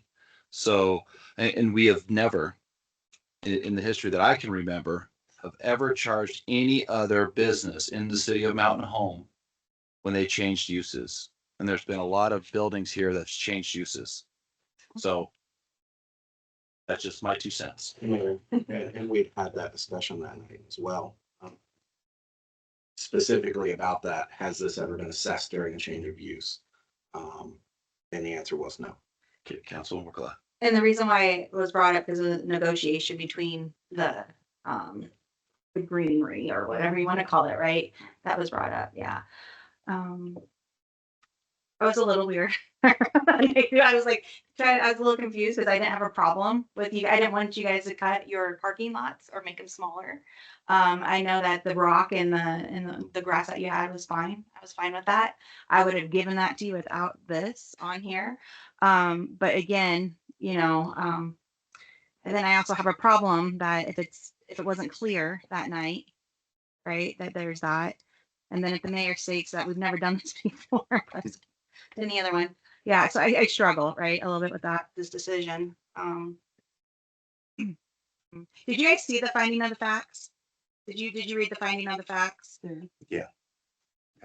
when you signed them or when they got signed? I mean, did you, so when they got Yes. approved? No, it just when it was emailed, right?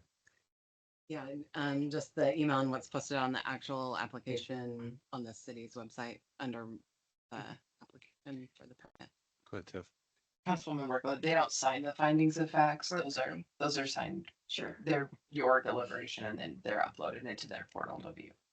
Because our last meeting there, Go ahead. this was the last meeting that they were here in person, right? Because there was a little bit of a change going on. Remember on this, Oh, yes, if these guys were Mhm, present. Oh, yeah. I didn't catch that. I'm sorry. yeah. Councilman McCarthy. Mayor, yeah, I think for me, it was troubling to hear that we were even trying to, shouldn't say we, the idea of charging those fees when it was asked other businesses such as Marathon Cheese, they're put a new availability fee. So in my mind, if we're supporting small businesses, we should be supporting small businesses. I am a little bit curious about the landscape. I know that that's been said. It was part of the negotiation landscaping with this availability fee. Paul, I guess I kind of have to ask with the landscaping, what do we have? Is there an ordinance that's actually applicable that gives that piece? Because I want to make sure that we're not just picking, how do I say this? Picking and choosing what to go, because again, when the language of the availability fee is change of venue, well, I can think of many businesses that have changed venue and they did not have any availability fees go to them. So my question comes to about landscaping. Where is that coming from so that it's we just added this because we were negotiating? Because I am concerned that is ITD, state highway. So, if we're ITD signed off on everything, where's the city actually come into it when it's not? CUP. They have, any drive up has a CUP. I'm sorry. Go ahead, Paul. Any drive up has a CUP. The short answer to the question is it's part of the CUP process. So as part of the CUP process, we've talked lots of times about sliding scale, building permit, annexation. Well, the CUP is one of those ones where you're way up there in the discretionary department. And so part of the quote bargaining that you would do is this isn't an allowed use where you're at, but it's conditionally allowed if you do the following things, which would mitigate the impact on the surrounding uses, harmonious with the all that. And so a landscape plan is firmly in line with what a CUP would do. So yeah, you full statutory discretionary authority for you guys and the prior city council that did this to do those kinds of things. And we don't have anything necessarily for ordinance for zero scaping or anything like that. Yeah, we always try, but we've been doing that though for several years now. I had to go look up xeriscaping because of you guys. That was years ago. So we have been, yeah. So we have been doing that. But the only thing that is what curtails your discretion is there has to be some sort of rational relationship. So I want the building to be pink. Well, okay, come on, why? But you could say a landscaping plan or something like that would then make this a lot conditional use more conducive and harmonious in the area. If it does that, I don't remember this application. Councilwoman Workload. So what you're asking again tonight, is it to just waive the wastewater availability fee and to pay the water availability fee, or to waive both? What's your ask? I would like both to be waived. Mayor, Councilman Arjo. there's some other context available in the ordinance that kind of like makes it very challenging for this body. I'll read the whole ordinance for water service availability to kind of highlight the context of this in the clerk. So the owner of any property connecting to the city's water system for the first time, comma, or changing the use of property which results in an increase in the equivalent dwelling units as provided in section 71D1 of this chapter. It proceeds to say, or his or her agent shall pay to the city prior to the issuance of a water service connection permit, a water service availability of $2,450. But there's that operative part in there because their change in use did not warrant a water service connection permit to be issued. So because that portion does not exist, at what point would this be accessible, right? Because it's not applicable under these terms. If there was, if you did have to have additional capacity in the change of use, you take an existing building, you need new connection because you're going to, milk processing plant or something in that place that would require larger capacity.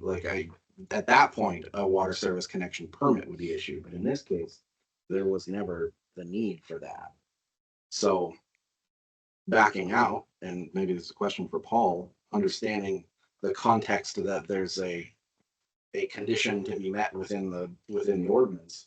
It's saying change of use, but the thing that would trigger it as being able to be assessed doesn't even apply to them. So the purpose behind the ordinance is,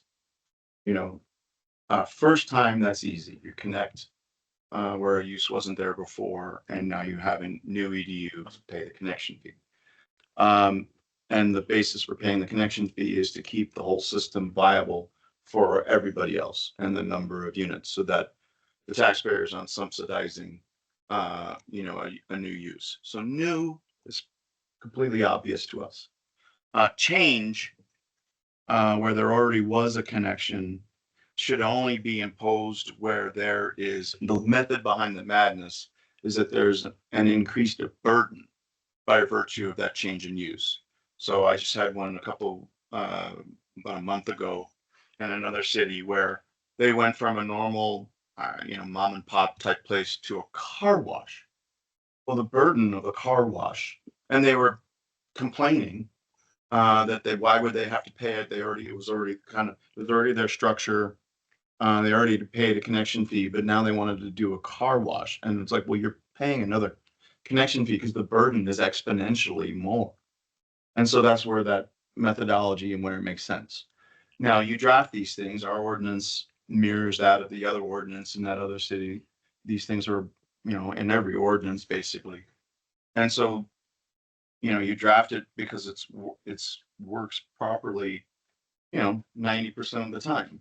But sometimes you can, and then that's why there are what's called waivers, variances when they might apply, and where the 10%, 5% rule or whatever, where it doesn't work. Now, I don't know, adding, what was it, soda shop or something? A drive-up beverage. Drive up beverage. So the drive up stuff, I don't know, does that increase the burden on toilet flushing and water fountains and stuff like that? That's the point behind the ordinance. This is why you have, a planning staff to figure these things out as to why you would pay an increase in burden. But if it doesn't make sense, and there isn't a quote rational relationship, is what I was referring to before, then you do modify it or waive it, or do something that makes sense. But that's why the ordinance is written the way it is. So Paul, though, we did change their EDU fees structure for that burden. Yeah. Right, Chris? That's why you have the change in the EDU charge. So the EDU charge went up because it's more of a burden. Yes. On the system. That's my assumption. And then now we're also tacking on another connection fee. Correct. Yeah, that seems to be, without knowing the method behind the madness of that seems to be double dipping a bit. Councilman McCarthy. And that's my concern. I use the example of impact. When a house burns down and we come back and they're keeping the same square footage and smaller, we can't come back by Idaho code and challenge impact fee. So I don't see why we would be charging a new hookup fee for water. And in this case, it sounds like wastewater was added too, where we're not increasing a capacity. It's the same line. I mean, we're talking a drive-through shop. It's not an in-dining. I understand the change of venue, but yeah, I'm concerned it's looking more like a double dipping scenario. So If the EDUs cover the increase in burden, that's what the point of the ordinance is supposed to be. So. So we're at a, go ahead, Chris. Just, Mayor, if you don't mind, I understand what everybody's saying, and I'm not, please don't be mad at me. I'm not questioning the fees, but if there was a negotiation made, and maybe this is for you, the negotiation was that there was a code requirement for land use that says there's X amount of parking spots required. And there was a landscape that was required between the parking spots and the street. How do we address that part of it? Be my question, because we did it basically a trade that was, you don't have to build your landscaping, you don't have to conform to the city's code restricted parking. If we're gonna do one piece, how do we deal with the other piece? It's just my question. I want to make sure we're legal all the way around. Councilman Harjo. But I totally get that. I mean, part of our discussion that night was this is an existing building with a slightly different use. Does the requirement in the change of use then require these tenants and owners to bring the entire facility up to a current code status when they were, when building was essentially operating under a non-conforming use before for the setback and beautification? And there are, you know, the bulk coverage control ordinances and that kind of thing for the amount of coverage that you have to have of commercial and residential greenery and those things. And I think my big problem with this is like really dissecting that code section and the trigger for when and if that fee is due. We didn't really discuss that impact of it that night. Of this line shall pay to the city prior to the issuance of a wastewater service hookup permit or a water service hookup permit. And you know, in the technicality of all things, like we kind of have this like rock in a hard place in our own code where it leaves this window that doesn't necessarily apply to these folks. I think I'll just come out and say like I wasn't necessarily for these fees in the first place, but understood that the change in use language in here, we have an opportunity to rectify this because it's a weird application. We haven't applied these terms and the change of use to anybody prior to this, and here we have this conflict in our own code in two different sections for a triggering mechanism of when to collect that thing. I would like to see these fees be removed from the Buckley's application process. I think we have work to do on this particular code section. Provide steps and clarity. I don't think this is the place to continue applying it or like where we need to make a stand to collect those. there. Councilman McCarthy. Is that a motion, Councilman Harjo? Certainly making a motion. Councilman Harjo. Sorry. You're good. Mayor, I'll make a motion. Well, based on the action item that we have in front of us, we have a deliberation and decision, but it's discussing a potential appeals process, and we've kind of informally discussed an appeal tonight. I think a simple motion, and Paul, correct me if I'm wrong, that we make a simple motion to just remove the water and wastewater service availability fees. This would have to go back to affect the findings of fact and several other things. Yeah. What do you recommend for a motion? What is the tenor? Was the appeal part of our code? Because I don't know. I bet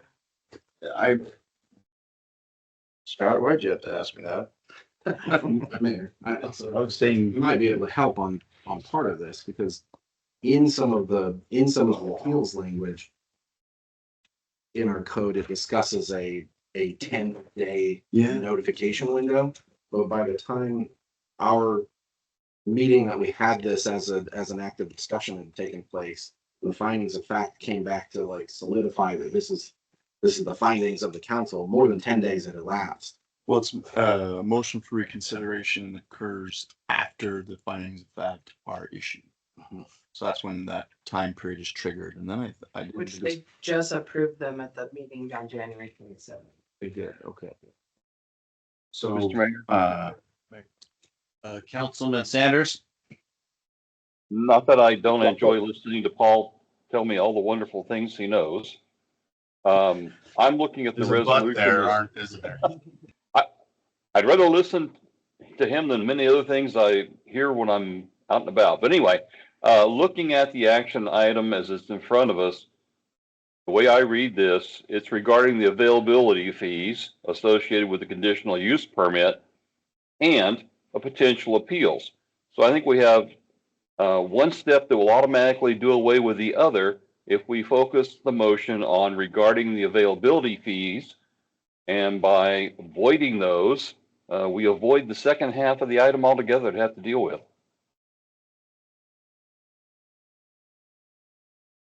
so which councilman am I asking? Did you already make a motion, Councilman Harjo? I'm sorry. I stopped shy because the structure of the motion has some effect on the actual outcome, because we already have adopted findings of fact and that kind of thing that reference these things. Right. We have some like backward cascade of The way I'm going, administrative side. sorry. Go ahead.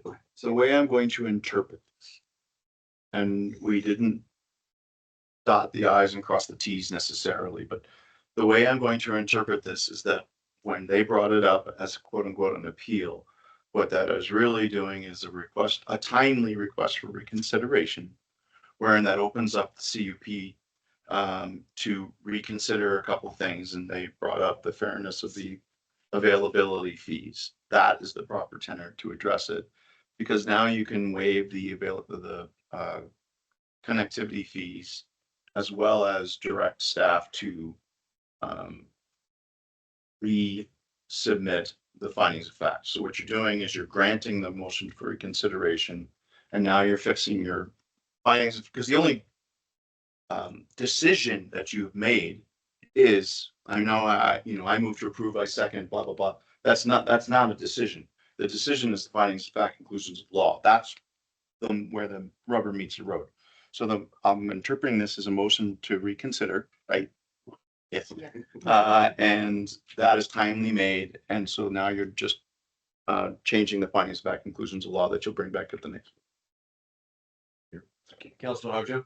I will make a motion that we institute a waiver for water and wastewater availability fees, previously assigned to 1410 American Legion Boulevard, and reissue or update and reissue the findings of fact for approval on an upcoming agenda.